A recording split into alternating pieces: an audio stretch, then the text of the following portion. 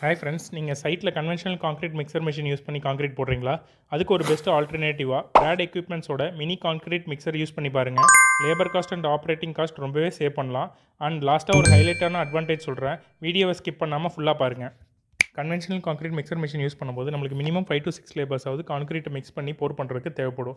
அதே நம்ம பிராட் எக்யூப்மெண்ட்ஸோட மினி கான்க்ரீட் மிக்சர் யூஸ் பண்ணும்போது அதிலேயே செல்ஃப் லோடிங் பக்கெட் இருக்கிறதுனால நம்மளுக்கு ஒரே ஒரு ஆப்ரேட்டர் இருந்தால் போதும்.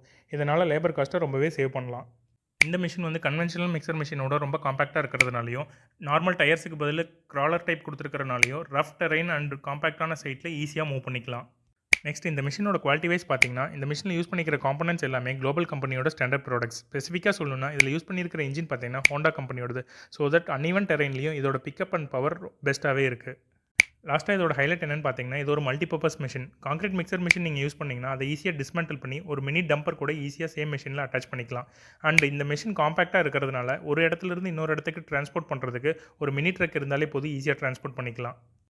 பிராட் எக்யூப்மெண்ட்ஸோட ஆல் ப்ராடக்ட்ஸையும் டீட்டெயில்டாக ஸ்பெசிஃபிகேஷனோட பார்க்கணுன்னா இந்த வெப்சைட்டில் போய் பாருங்கள். அண்ட் அவங்களோட காண்டாக்ட் டீட்டெயில்ஸையும் இதில் மென்ஷன் பண்ணுறேன்.